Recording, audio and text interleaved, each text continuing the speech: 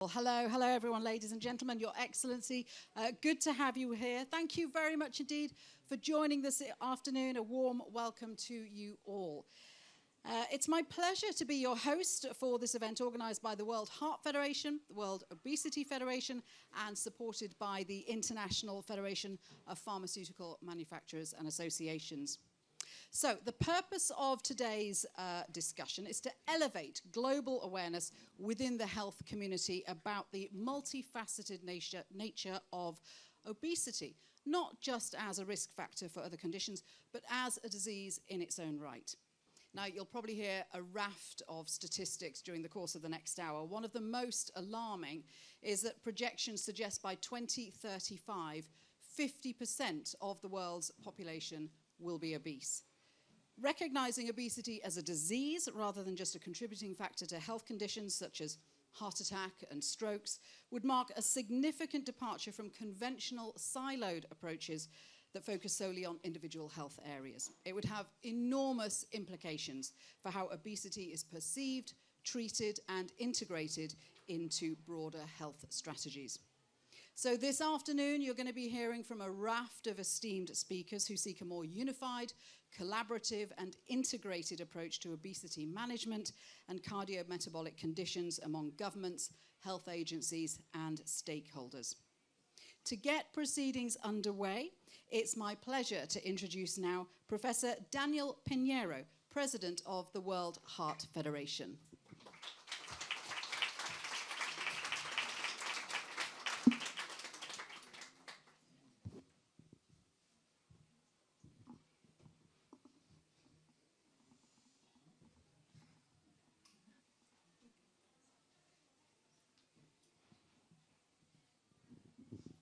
Hi, thank you for being here with us. Ladies and gentlemen, on behalf of the World Heart Federation and the World Obesity Federation, it is my great pleasure to welcome you for our first side event on the sideline of this 77 World Health Assembly. As we gather here, we confront a pressing global health crisis, the rising burden of cardiometabolic disease and obesity. These interconnected health challenges are no longer issues we cannot afford to address in isolation. Cardiometabolic diseases, including heart attacks, strokes, diabetes, and non-alcoholic fatty liver disease account for over 30% of annual global death. The statistics are alarming. By 2035, it is projected that 50% of the world's population will be obese.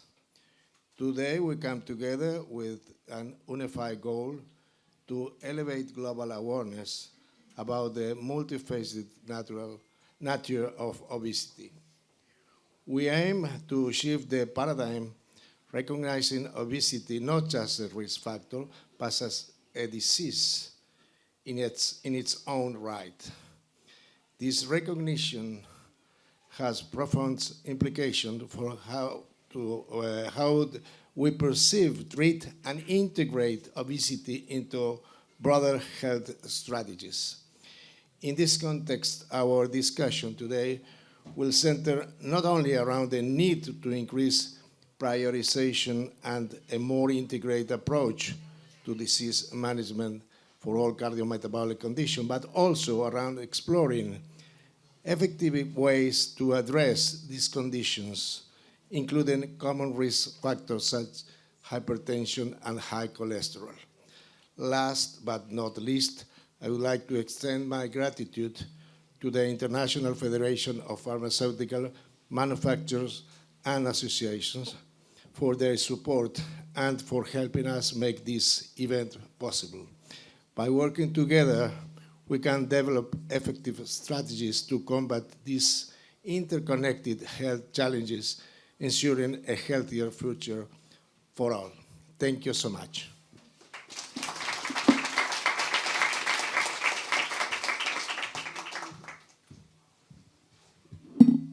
Daniel, thank you very much indeed.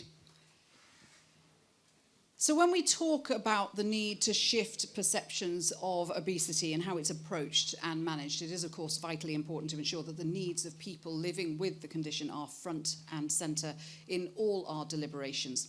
So to talk more about that, I'd like to turn the conversation over now to Dr. Karen Seeley, Director of the Healthy Caribbean Coalition and founder of Trinidad and Tobago NCD Alliance, who's going to give us her reflections. Yeah, if you want to take that chair.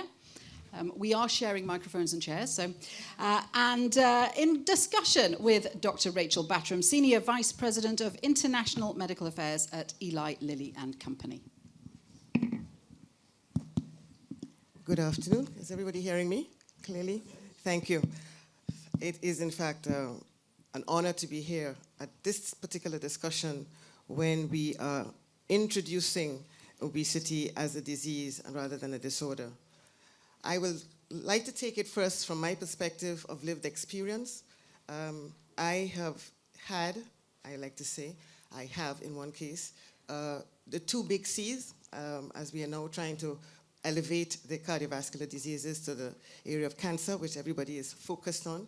But I have had cancer and I have coronary artery disease, added with a little flavor of rheumatoid arthritis. So I deal with these every day and know how important it is, in fact, to recognize the interrelationships between them.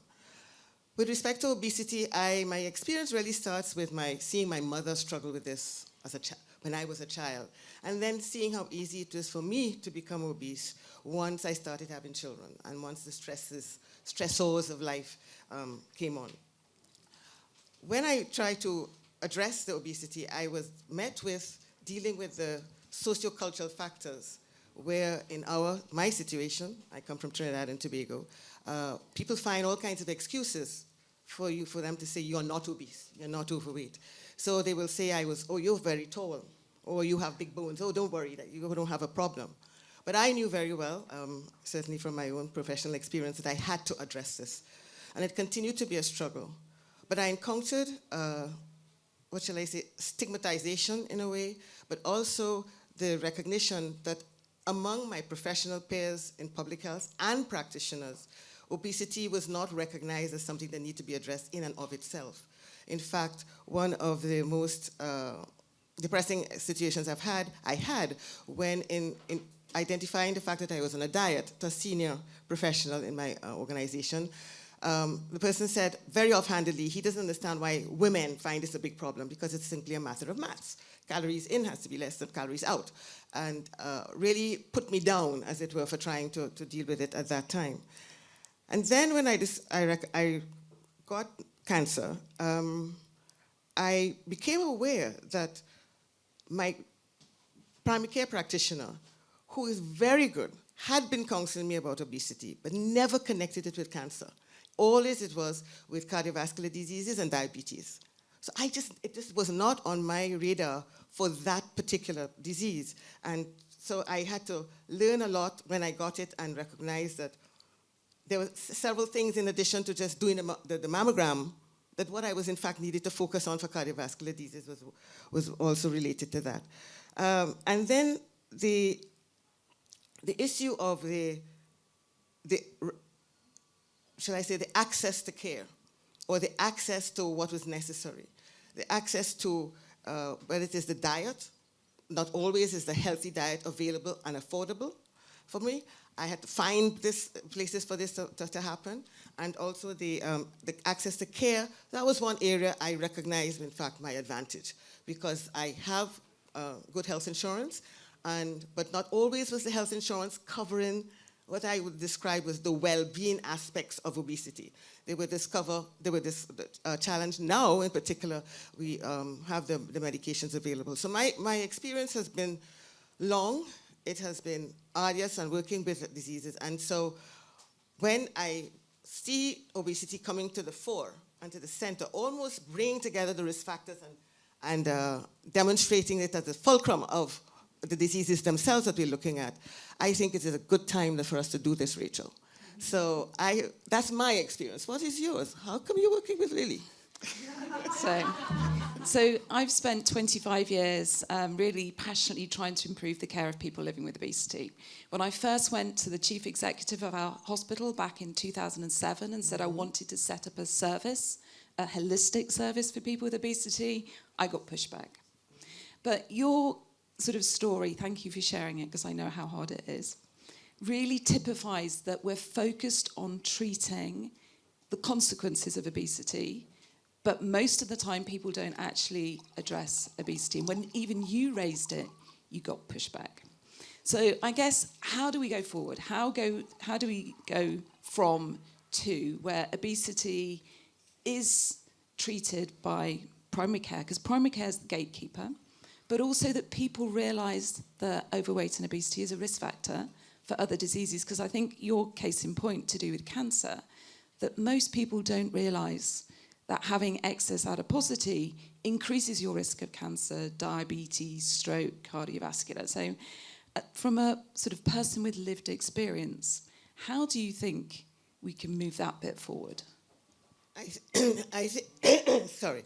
I think we have to start with the primary care physician, the primary care setup, whether it's a clinic or a private practitioner, general practitioner, as we call them in different parts of the world. We need to get them to recognize that obesity is critical for so many other things, but that if it is not addressed as a disease in and of itself, it won't do. But we also have to help these practitioners prepare. Often, not all physicians know how to in fact, approach the patient with respect to noting that the patient, that you're obese and you need to do something about it. I had an orthopedic surgeon who was so good at telling me, you have to be careful, that you don't overload your knees. But he would never use the word overweight or obese, So I think we have to provide the skills, both in communicating with the patient, as well as in counseling the patient to go forward. And it may not be the medical practitioner. Perhaps it's the other members of the team that are better at doing that. And you mentioned cultural aspects, which from my clinical perspective is very important. Do you think that back in Trinidad and Tobago that people know where they're at risk based on their numbers, or have any concept of numbers related to their weight? I don't know if they know they're at risk. I come from the Chest and Heart Association of Trinidad and Tobago, the NGO I work with directly in Trinidad. We do a lot of outreach. We do a lot of screening to get people to know their numbers. I don't know if they're connecting the numbers with the risks, and we are succeeding at getting them to not to be afraid of the numbers, but in fact to recognize they can do something about the numbers. Perhaps it's easier where we use medication, so they get the medication from the physicians and they move on.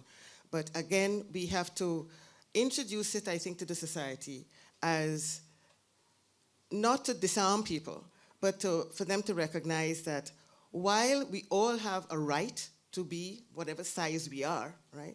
We, at the same time, I think as public health practitioners, have a right to ensure that patients and the community know what the risks are and know that, in fact, especially now, there are solutions to assist in them dealing with the situation. And how do you think we distinguish between sort of the cultural desire for thinness versus obesity as a disease, and really to focus this on health? Because the danger is if we say numbers, then people are looking at numbers and not at health outcomes, which is where we want to get to. Yeah. I think health outcomes is the way to start the discussion. The socio-cultural aspects are challenging. In my culture,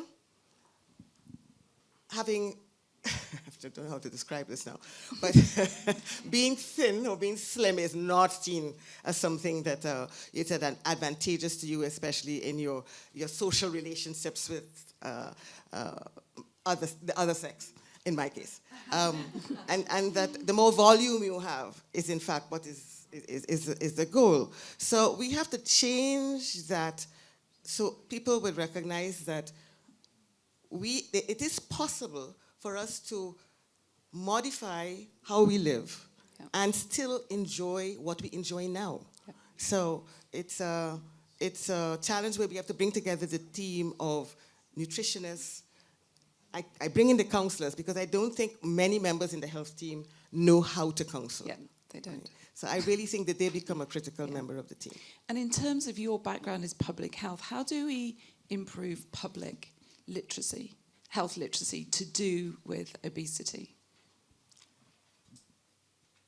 Within the Caribbean, Yeah. we have a program called the Health and Family Life Education Program, which is introduced to many of the countries, not in all the schools, but in many of the schools. I think if we optimize that program in our case, we will develop creative programs for children to begin to introduce to the issues from very young. Yeah. And that's where I think the change is going to come. We know certainly from the environmental health campaigns that we used to do, it was the children going home and talking about recycling that helped, particularly when we were at that part of the campaign. So we can use those kinds of programs that we have in schools, modernize them, make them creative. So lots to do. Starting schools, educate primary care, have counsellors, Train our practitioners. focus on health outcomes, people knowing their numbers, literacy across all healthcare professionals, non-stigmatise it, Access to and care, access to care and holistic medication. care that includes Yes. information about nutrition, access to appropriate care where it's needed, but without the person having to push for it. I think Lots that's to where we do. need to start. Thank you.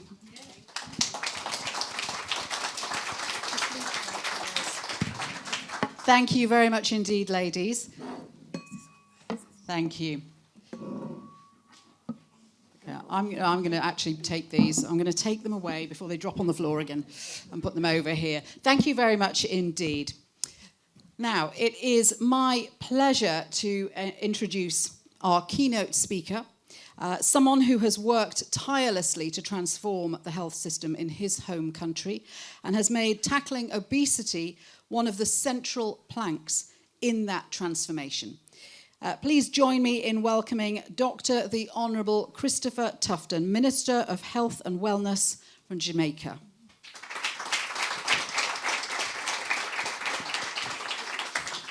Thank you very much, Madam Chair, distinguished ladies and gentlemen all, standing room only. A very important topic, thank you.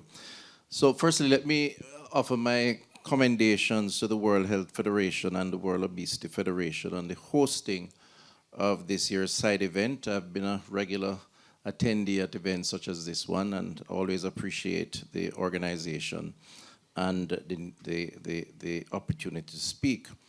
This focus on our health systems and addressing the fast-growing burden of cardiometabolic disease and obesity is important, and it's timely because, as said before me, it is at a catastrophic level, and it concerns all of us wherever we are.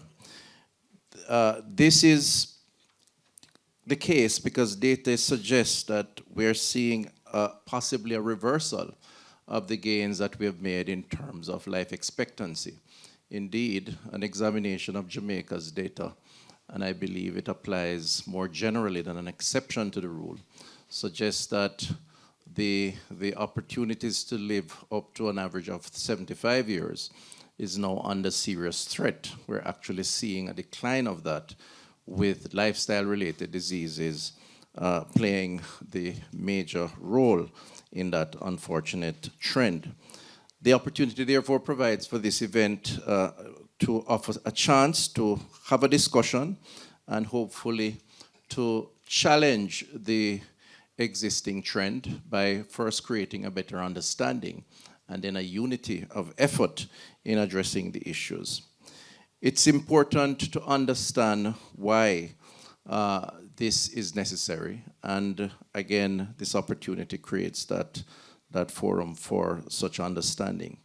In Jamaica, as well as in several small island developing states in the Caribbean and around the world, NCDs, lifestyle-related diseases, is only going in one direction. It's increasing, and it is a major burden. And obesity, which is the subject of our conversation here, is a major driver. And you heard the testimonial earlier, which supports that. So the challenge requires individual and collective attention and scaled up efforts It's borne out in the data, which shows the case of Jamaica, 77% of all deaths in 2020 were due to NCDs, while over the past decade, age-standardized mortality rates show significant increase in deaths from diabetes, 18%, hypertensive disease, 36%, and heart disease, some 39%. Of note is that this was not a result of an aging population. Very important to note, it's due to an incremental rise in deaths for these conditions, regardless of age, and that is a major risk. The country's fact sheet for Jamaica, World Obesity Foundation, World Obesity Atlas 2023, has revealed that the total economic impact of overweight is some $524 million in 2025 projected, and on GDP is projected to be 3.9% by 2035. Normally, some of our stakeholders who are non-health only listen when we give them the economic data. And I would encourage us who are champions of this cause to always reflect and advocate the economic data. Perhaps that will give us a better response from them, from industry that is. Jamaicans are dying young, and that's the conclusion that we have made.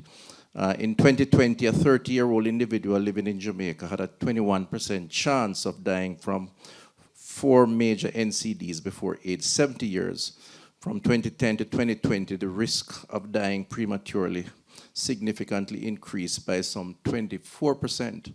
That's over a period of a decade. And of course, the economic, social, and other impact of those, that data is quite scary. So we have a problem that we must focus on. We must deliberately take stock of the drivers of sickness and death associated with this NCD challenge. And of course, obesity represents a key driver. We must decide whether obesity should be solely classified as a risk factor or acknowledged as a distinct disease, something that has been mentioned here. This gathering must seek, we all, I think, to explore the implications of the varied perspectives on the management of obesity.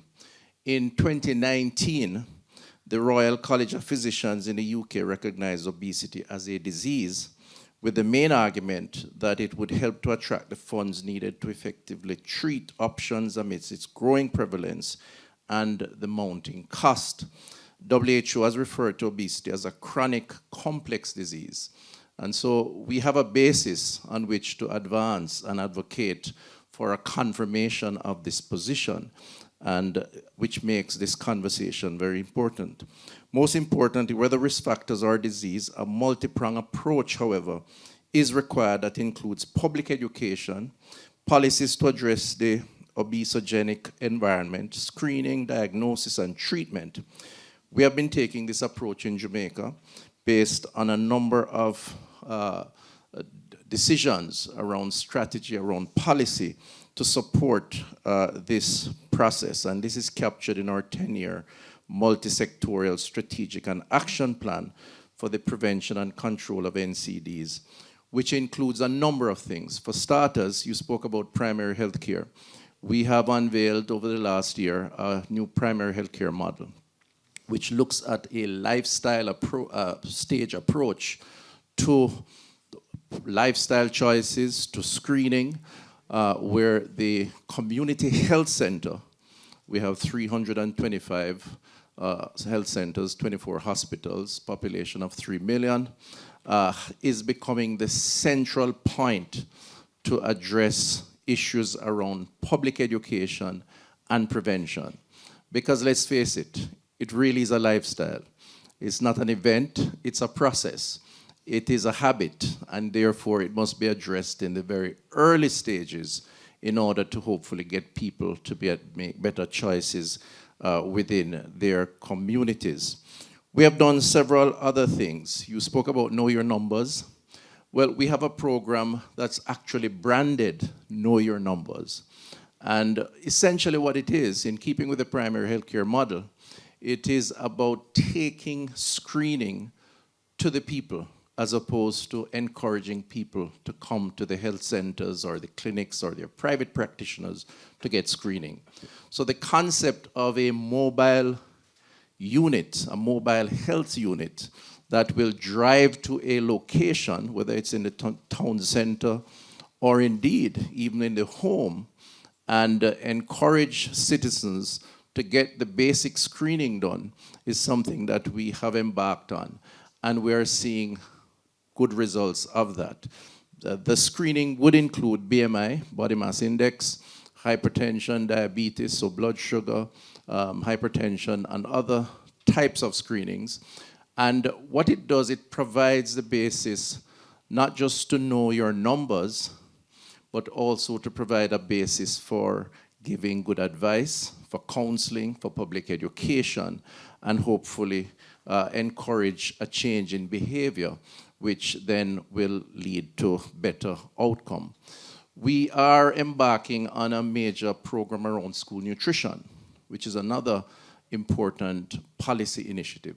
And for us, that is potentially game-changing in addressing issues such as obesity and lifestyle-related diseases that would flow from that. For starters, children live what they learn. And indeed, we believe that our youngsters could be great teachers of the adults by making an impression on them. And the school, as a captive environment, if we were to modify what they consume and encourage them to consume in a more balanced way, combined with physical activity, then they will grow, hopefully, to follow that pattern and become a healthier adult over time. There are critical other elements that we are working on from a policy perspective, the elimination of trans fats in our food groups. We have been able to get industry to agree to that, and so we're working on a 2-year program to eliminate that from our food groups. Consumer information around front of package labeling and the implications of that is one other, as well as, of course, the drive towards tobacco elimination or tobacco consumption elimination. Those policy initiatives, we believe, are important in order to inform the consumers so they make better choices, but hopefully also to address the critical challenge around obesity and around lifestyle diseases. So in closing, I would encourage us here to continue this drive. We in Jamaica do recognize the importance of creating greater awareness and tackling this problem. And I believe that together we are stronger at taking on this task. And we invite all the collaboration that is necessary to move this process forward. Thank you very much.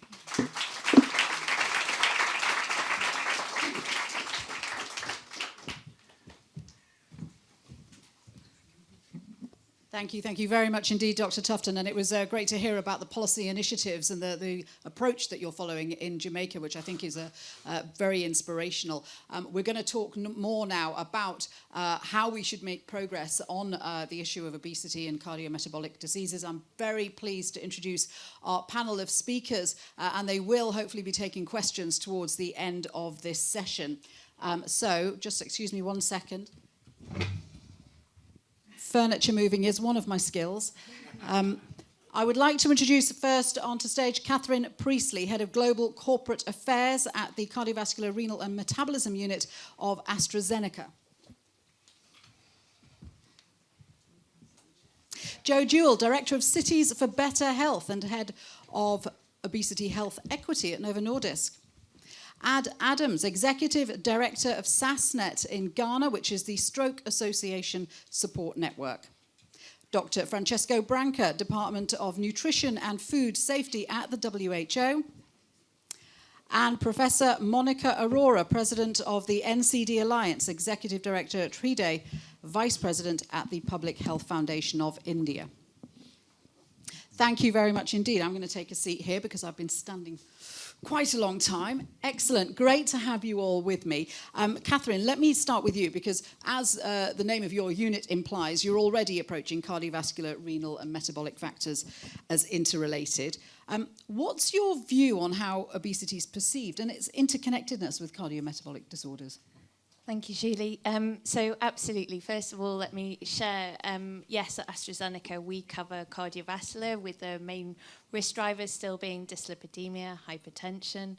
Renal disease, absolutely chronic kidney disease, acute kidney injury. Also then moving across to metabolism with obesity, and as Francesco mentioned, also NASH. And this is not by chance. Science has taught us, and medicine has taught us, that these diseases are interconnected.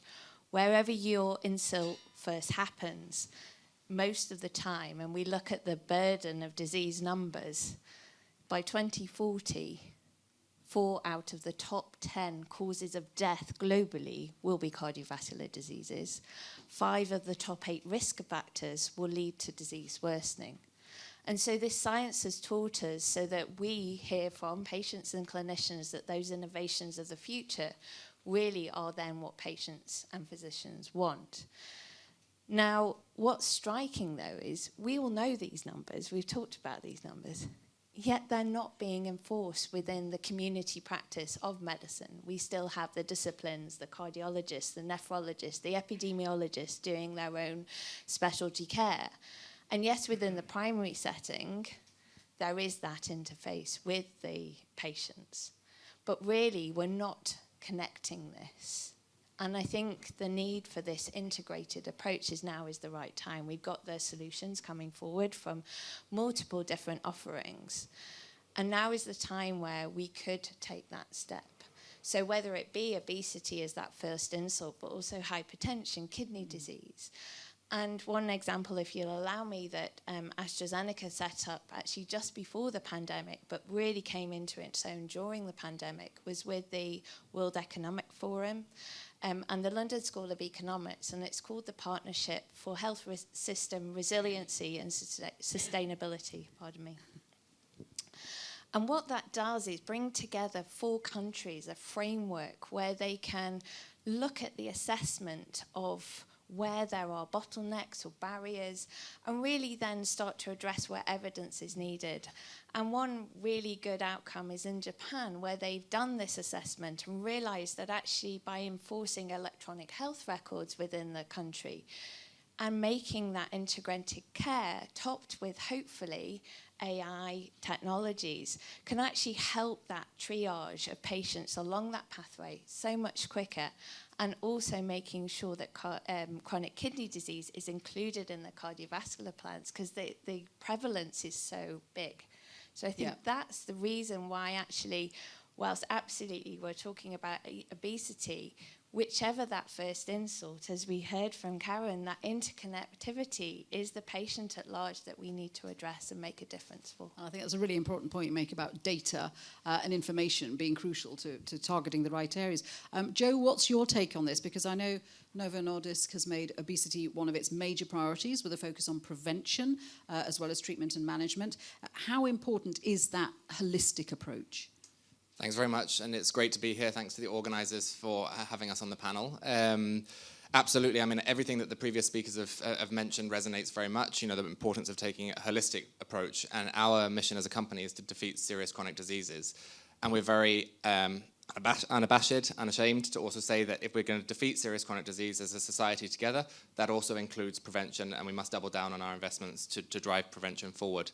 And that really leans into the agenda set by international organizations like WHO, which say we need a holistic approach from prevention through to treatment and management of obesity and other chronic diseases. We've been investing in prevention for quite a long time as Novo Nordisk, and 2 sort of important proof points for us as an organization are a program that we've been running for 10 years, which was previously called Cities Changing Diabetes, with a focus on preventing diabetes in urban areas, but recognizing the interconnectedness of the agendas. We've also expanded the focus of that initiative to be focused on serious chronic diseases more broadly and the prevention of those diseases in urban areas. So we've now called it Cities for Better Health, which we're using it as an opportunity to do cross risk factor, cross disease prevention. We also work with organizations like UNICEF, leaning into the agenda that the Honourable Dr. Tufton was mentioning about starting early. We believe in early prevention as well, and so we invest in a partnership with UNICEF focused on healthy food and nutrition. Working with organisations like UNICEF help us also advocate for better policies, a healthier environment, because we recognise that these are serious, complex chronic diseases that are based around social, environmental, but also individual factors. And if we can have people growing up in a healthy environment from the start, through healthy schools, as the Minister mentioned, less harmful marketing targeting them, then we're getting people off on a healthy life, which then gives space to have that holistic and integrated approach when people need it, who actually go on to develop a disease, which is also important. So we focus on prevention, but we haven't forgotten the other part, obviously. And absolutely, the cross-sector approach is going to make all the difference, as the Minister was saying. Let's drill down into a country context. As Executive Director of SASNet in Ghana, I know there are challenges in tackling obesity and associated cardiometabolic risk. What is the Ghanaian context, and how are you approaching that? Thank you very much. And of course, I side with all what the speakers have said. And also, thank you to the World Heart Federation and the World Obesity Federation. Of course, the situation in Ghana, of course, is not different. But of course, there are rare figures behind it, numbers. Of course, when you come to Ghana, at least 4 out of 10 people are vulnerable, either obese or overweight. And of course, the situation is very dire. And unfortunately, the national policy that we have in Ghana, that's the national policy of NCD, control and prevention of NCD, I happen to be one of the contributors to that policy, doesn't emphatically state or mention how obesity and, of course, other issues with nutrition can be controlled. But, of course, strategically, the Stroke Association Support Network Ghana and the Ministry of Health Ghana Health Service and Allied Health Service, of course, are working through awareness creation and also engagement with other allied health professionals to actually address the issues of obesity. It's not only that we need holistic approach, but also multifaceted, whereby, of course, we have to educate patients themselves, because most of the issues of obesity in Ghana, people assume that, of course, oh, if I'm obese, it doesn't mean I'm sick, because it's better for me to be obese than for me to be lean. So, of course, there is a cultural misunderstanding. Is it the same kind of perception issue that Karen was talking about? Absolutely. That actually it's better to be So, for big, instance, if you come to the coastal belt in Ghana, we have 16 regions. If you go to the northern side, most of them, of course, are leanish. They are not all that plump and fat. But if you come to the coastal belt, where we have, of course, in my family, for instance, I'm happen to be the lean person. If I'm saying I'm lean, then, of course, it tells you that my sisters are more heel fat than I sit here. You see, so the cultural understanding, of course, all this is being related. So it's a very difficult situation. Of course, we need more understanding to address the issues of obesity and CMD. So, of course, the SASNet Ghana and allied health professionals and, of course, other ministry are working to see how best we can address the issues of obesity through lifestyle modification. Of course, we need lifestyle modification, the way people think. And if you come to Ghana, our system have already changed due to industrialization.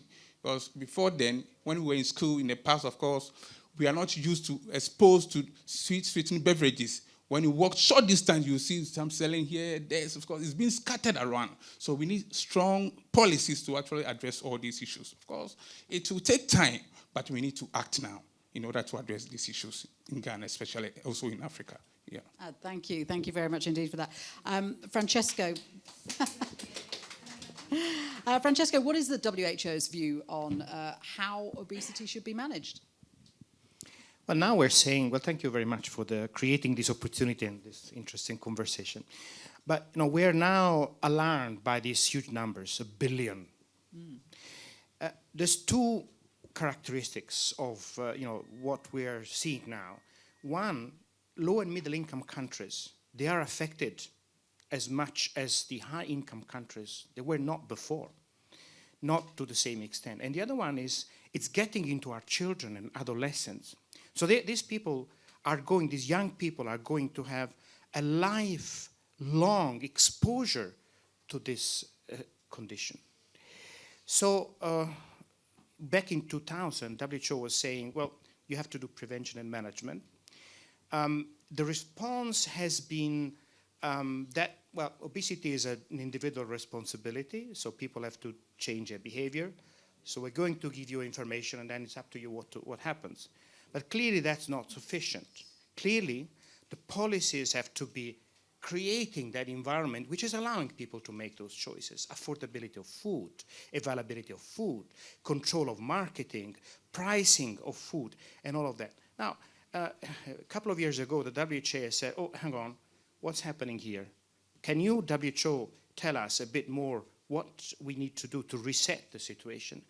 And that's what we did. And then we launched a plan to accelerate actions to stop obesity. And luckily, there's been a very good response. Luckily, we now have 32 countries, but it's increasing very quickly. The number of countries say, okay, we got it.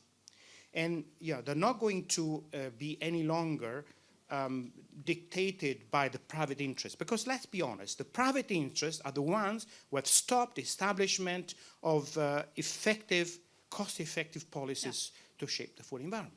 So that's changing. We have these 32 countries. They are really taking serious action to change the pattern. And I'm very pleased to hear from Minister Tufton that Jamaica is so clearly looking at the priorities, which is reshaping the food environment, but the action in public institutions, particularly schools, that's where we need to act. Creating a healthy food environment for children, allowing them to be physically active. Let's not forget about the other aspects about lifestyles, for example, sleeping patterns.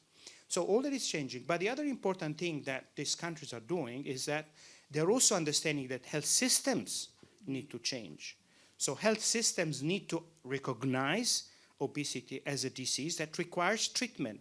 I mean, the 1 billion people need to have adequate care for themselves. Now, adequate care means many things. And actually, WHO has developed a framework for service delivery. So it has to be done across all the levels of the health care.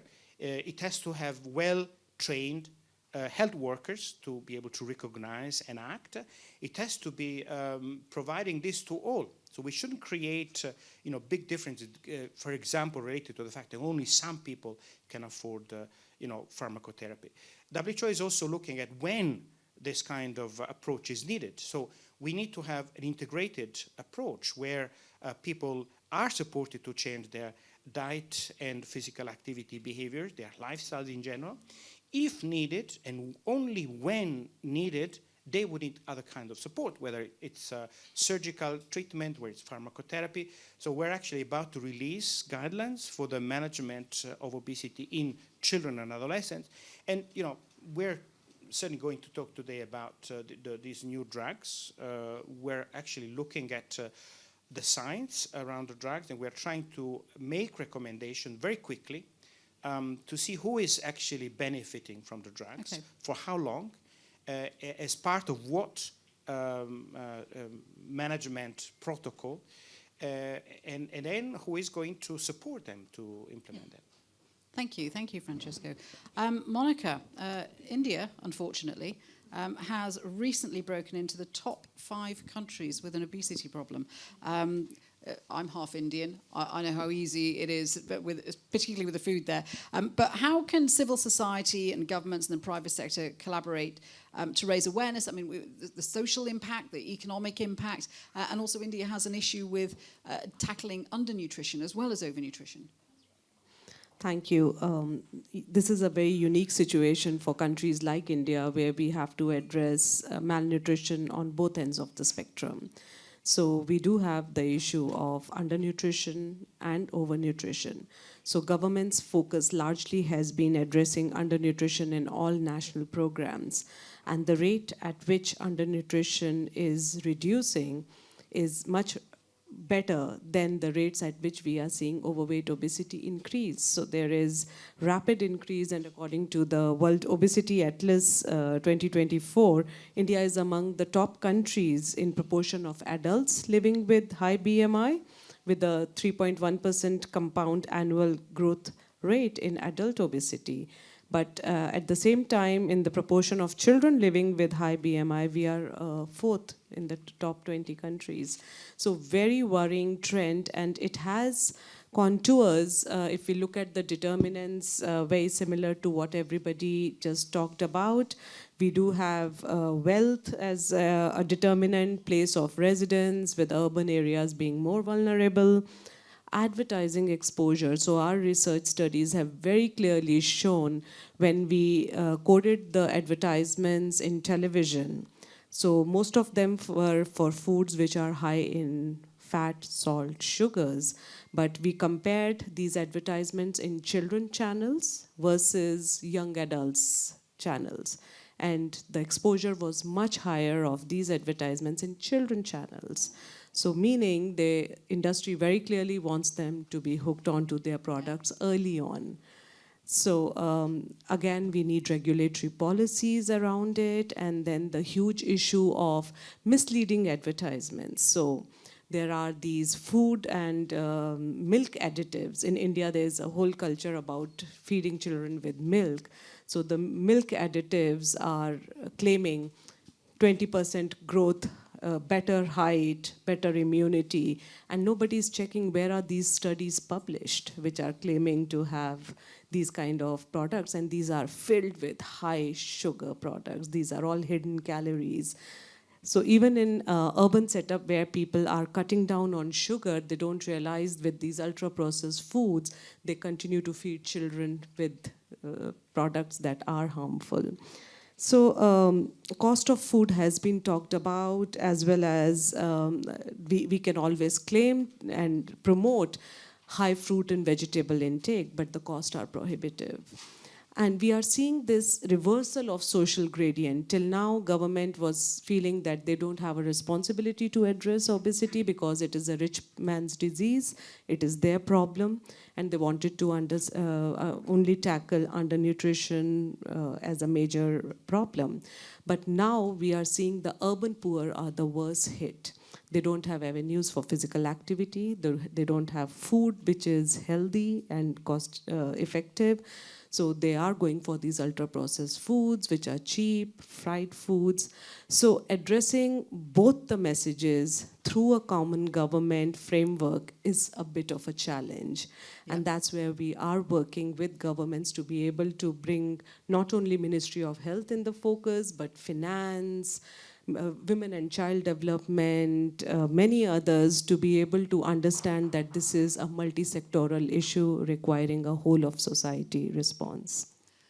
So let's spend the next few minutes, we've got about 10 minutes left, to talk about how we actually drive these changes. So Catherine, how can we effectively communicate the multifaceted impact of obesity, cardiometabolic diseases to governments, to health agencies, to stakeholders? How do you get the message through? Yeah, absolutely. Well, they've already got the numbers, and that's not causing action. So I think we need to change that.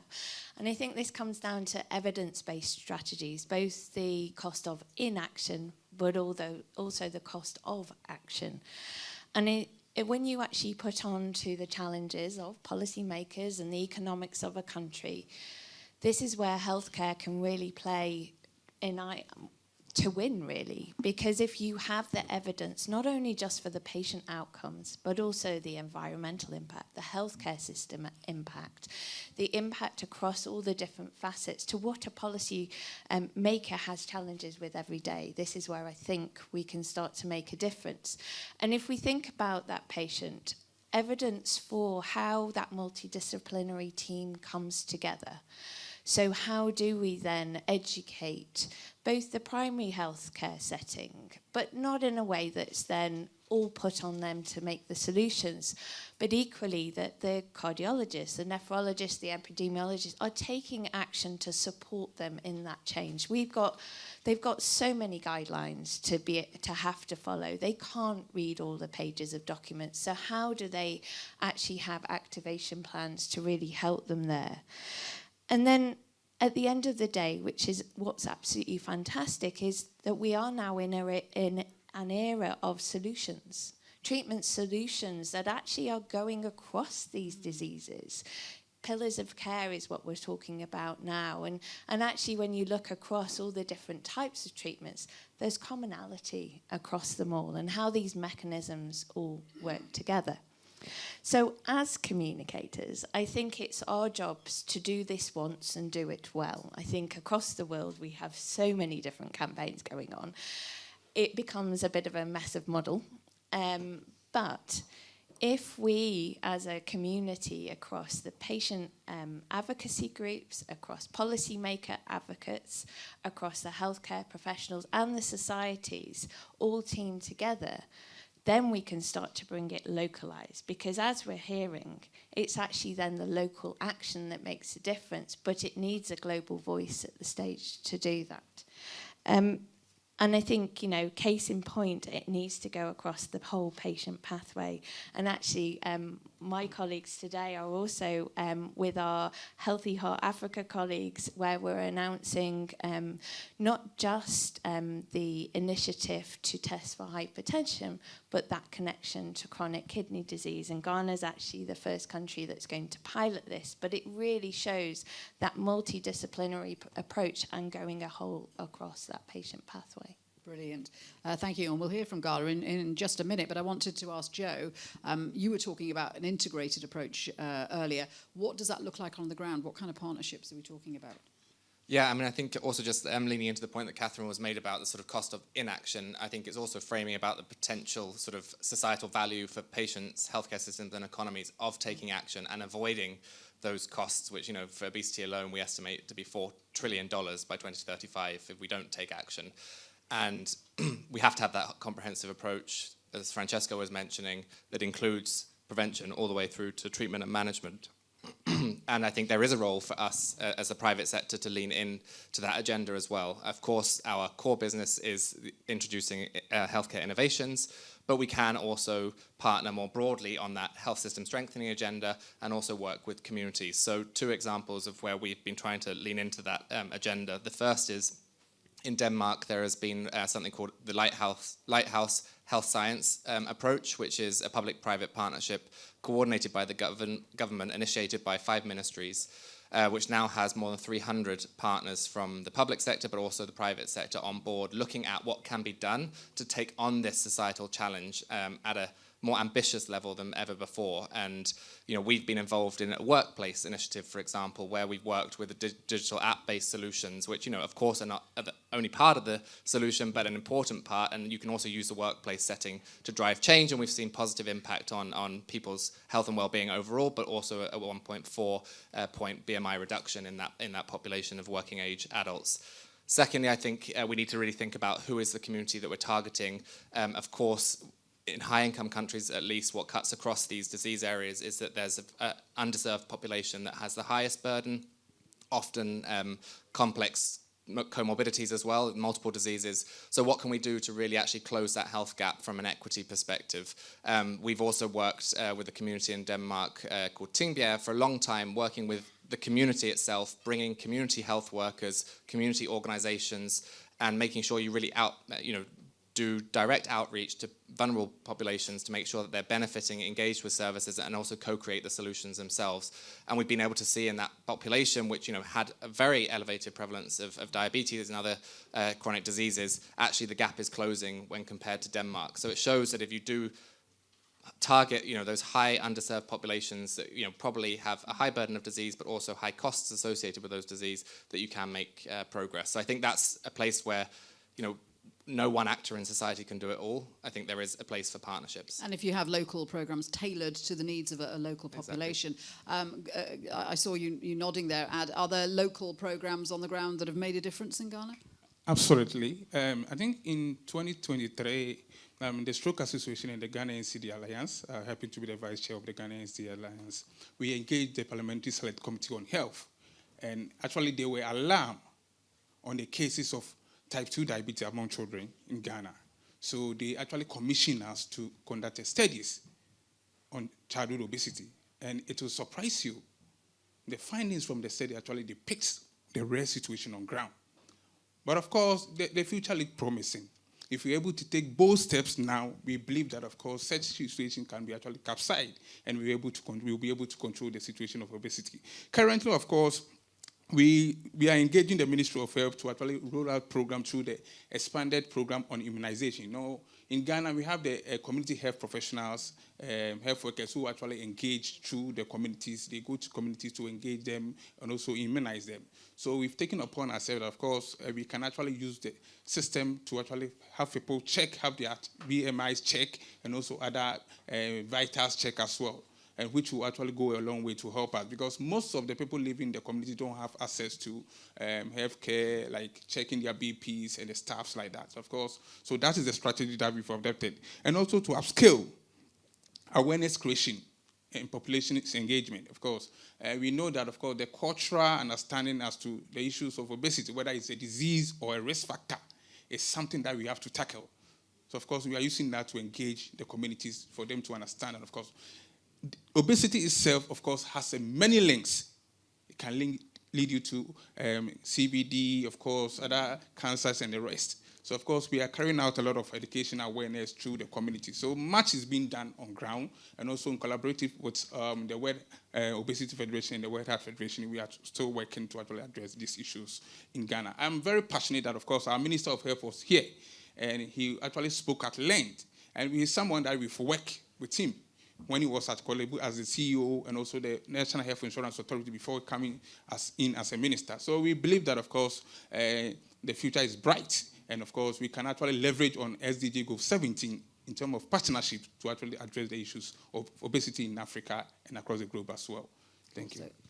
Upskilling and managing at a community worker level. Thank you very much indeed. And we only have a couple of minutes left, so Francesco, can I ask for a brief response to local programs tailored to local needs like that and how one monitors them?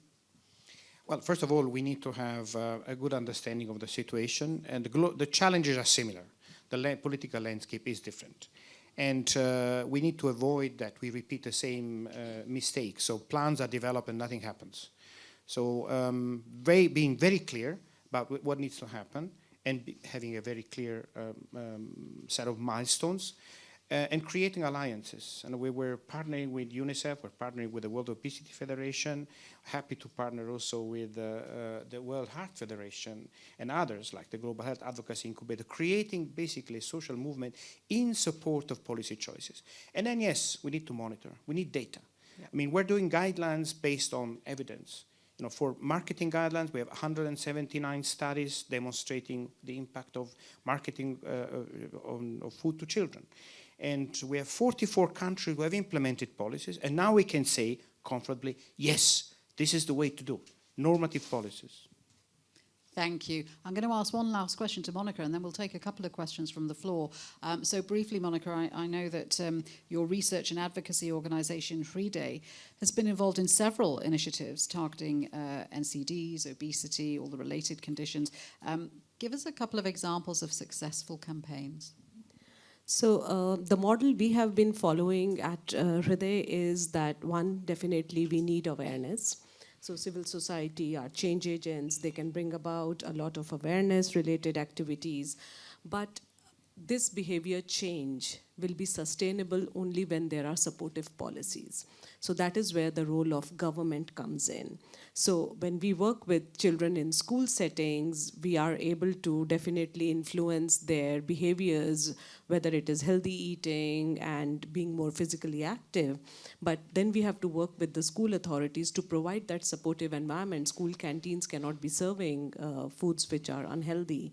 Similarly, they should have opportunities for physical activity. If they're only focusing on education and ensuring there is all time devoted only to teaching, then they don't get physical activity. Going back home, children do not resort to unhealthy food. So we work with them to become change agents. So empowering them meaningfully as youth advocates. So they themselves decide their canteen policies. So we don't impose it on them. They are the ones who say, okay, we will not be having any sugar-sweetened beverages served in our school. So then it is not being imposed. When they go back home, they have access to these sugar-sweetened beverages, but they don't opt for it because they made a policy in their school setting. So there is ownership. So the models have to be comprehensive, that there is awareness, there is ownership, that is community engagement, meaningfully involving youth, their families, so that same messages go back home, because food is being prepared by that mother at home who's not then informed about what healthy eating is.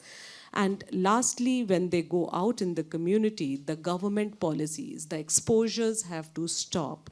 And we are working with UNICEF on this excellent, meaningful engagement of youth is through Let's Fix Our Food campaign, where we work with Planning Commission and 7 ministries, producing policy briefs, evidence generation, school awareness, but at the same time, we felt that in this whole equation, youth voices, adolescent voices was missing. So we brought them in, empowered them, and now they run with their action plans to be able to ensure sustainable behavior That change. is such a simple solution, but obviously really, really effective. And for those of you who don't know, Hride means heart in Indian. Okay, we have literally time for only one or two questions. Does anyone have a question? Lady at the back. Oh, microphone. We haven't thought this through. Yunshu, behind you. No, the lady standing up, waiting. There you go. Sorry. Apologies. Thank you. Okay. Hello. Good morning, everyone. My name is Paula Jones. I'm from Brazil. Thank you for all. I really love to hear some of the local solutions, but I would like to ask what do we need to do to improve our ability to regulate the ultra-processed industry? And thank you, Monica, for using the term. I think the evidence around ultra-processed foods and how our diets have been through a diet transition, it's very, very strong now. It's different than it was 10 years ago. And I think it's very important that we find ways what types of policies that we can have around ultra-processed foods. And most of all, how can we improve our ability to regulate? Because I think our challenge, and I'm an advocate in Brazil, we are advocating for making ultra-processed foods more expensive and healthy foods cheaper in the tax reform discussions, which is not an easy job. Yeah. So it's kind of how do we globally build a movement in which that this can happen? We need that at all levels. So we need to have something that it's more upstream. Thank you. Well, let's put that question. To the local it's going to be either Monica or Francesco. Which one wants to take it? No, thank you, Paula. Definitely, the policies are the ones that we have already been championing to shape the food environment. So it has to be about controlling marketing. It has to be about the fiscal policies. It has to be about clear labeling. It has to be about not making these foods available in public institutions. I think there's some more work to do to help actually the regulators define the categories and to demonstrate what are the mechanisms of action. But the literature, as you recognize, the literature there to connect the consumption of foods which are defined as ultra-processed and cardiovascular disease and obesity is very large. Yeah. So I think we have very compelling evidence that this is indeed a need, no? Yeah, I think this is where the role is where private sector can be engaged to be able to follow the guidelines. Like in India recently, National Institute of Nutrition has come up with, what is the right kind of nutrition for children, adolescents, adults, geriatric population as well. So having these standards set by the government, then private sector has to adhere to these standards. I think this partnership will be effective, that having civil society as the watchdog, as NCD Alliance, I'm also the president of NCD Alliance, so this is where they are promoting that community engagement, civil society to come up and set up accountability mechanisms so that the guidelines set up by the government are adhered to and monitored when the private sector brings up these products. Thank you. We have 1 minute left. I can't choose. Okay, gentleman at the back, next to you, Yunshu. Thank you. Me? Hi. Good morning. I'm Jack from Malaysia, representing the Malaysian Pharmacy Society. Myself and our colleagues and the International Pharmaceutical Federation supports this activity, the FIP. But the question I have is that we have mentioned about not being in silos and for the primary health caregivers. And sometimes the message gets lost when we talk about the community pharmacy in a rural area or a pharmacy practicing in very remote areas. How can we actually get this information? Yes, how to get that? And Great so that question. how can we help as organizations representing the profession support that as well? Brilliant question. So I'm guessing that's Joe or Catherine. So on the ground, solutions are absolutely the key. But I think it's more and more with these diseases, it's not just the primary care physicians, but it's also the pharmacists, the nurses, and actually having prescribing nurses more and more is going to actually help this more and more together. The electronic health records, I think, really do have a big role to play. And when you look at the busy day of a schedule of any healthcare professional, being triggered in the system can really help make sure that that patient moves along that care pathway as quickly as possible, but also then is providing the care.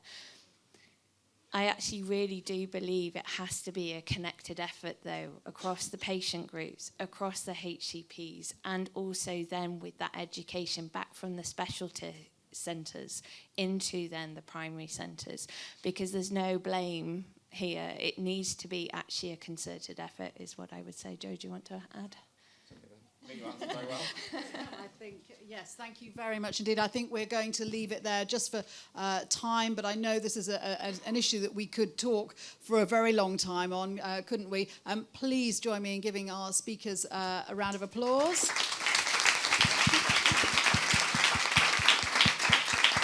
So I'm going to hand over now to closing remarks from our colleagues. Please welcome Johanna Ralston from the World Obesity Federation. Thank you. Thank you very much. Thank you to our speakers. I also want to ask my colleague, Professor Volkan Yumak, to join me for a couple of closing remarks. Volkan is the president of the European Association for the Study of Obesity, one of our member organizations, like our colleagues from Ghana, like our friends from European Coalition for People with Obesity, and from all over. So first I'm going to have Volkan say a couple of things, and then I will say some final closing remarks. Please. Okay. You said I have 2 minutes, right? Yeah. Okay. Well, I would like to start first with the WHO Constitution in 1948, saying that health is a human right. So, and then medical care is also a human right.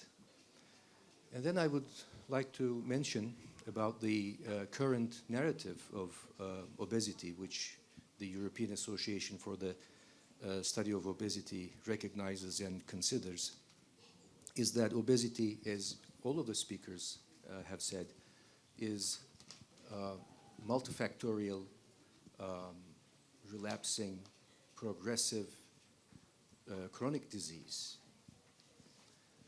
And also it is a gateway to other chronic diseases. It is not the fault of the people living with obesity, and it is not the lack of their willpower. And also I would like to conclude that obesity should be, by scientific evidence, considered an NCD and be prevented and treated as such.